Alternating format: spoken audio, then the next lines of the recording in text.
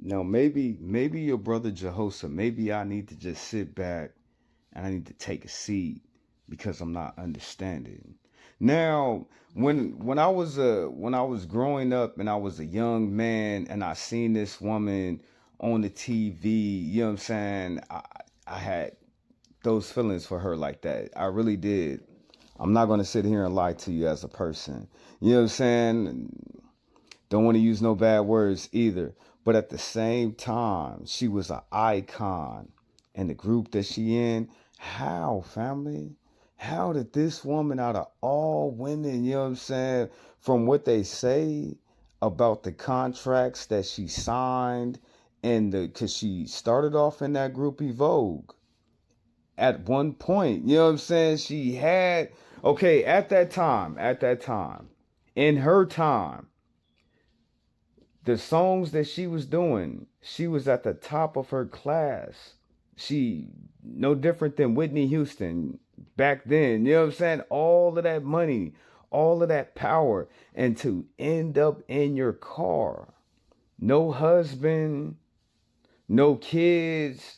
Like, what did she do? You know what I'm saying? Like, what did she do? You know what I'm saying? When I was a little boy, I thought this was the finest, prettiest woman in all of the world. If I can just have Don. That was what young Jehoshaphat was thinking in my head. Man, she's so beautiful. Okay, you got in Vogue. And out of all of them, we'd be little boys. Which one that in Vogue that you would want to be in? And I would always say Don. We love these girls. You know what I'm saying? We love these girls as little boys. Now we grown men and we looking at them. So when they say, "Oh, you don't need to get a husband or you don't need no relationships," this is sad, family. This is sad, family.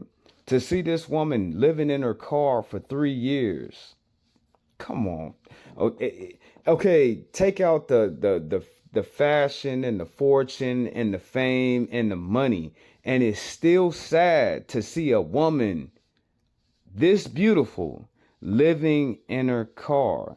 It starts making me think about talents and uses and what you have. It's a whole lot, family, just to see her. Fire. Separating yourself from family and friends. And I'm in the trenches of this right now. And I'm like, I wouldn't trade my experiences and what I've gone through for the world. I miss my family. I miss everybody that I was connected to. But I needed to do this alone. And without everybody's judgment or opinions and all of that stuff, I needed to do this for me. You guys, for the past almost 3 years, I have been living in my car. I said it. Oh my God, it's out. Been living in my car. Oh my gosh. I'm glad. So I don't understand, family. This woman, you know what I'm saying, from the fortune to the fame to everything that she's been doing in her life with the God-given talent. The God-given talent that God has given this woman, it starts making me think about um the curses that's been put on a woman. And you be like, what you mean, Jehoshaphat? A woman has to serve a man. She don't got a man in her life. Where her kids at? You know what I'm saying? Where her family at? Why she out in the street like that? Why she living in her car like that? Where her husband? Why she don't got a man in her life like that? Now, from the contracts, from whatever group that she was in, she didn't make no money in it. All the people that was involved in her finances stole from her.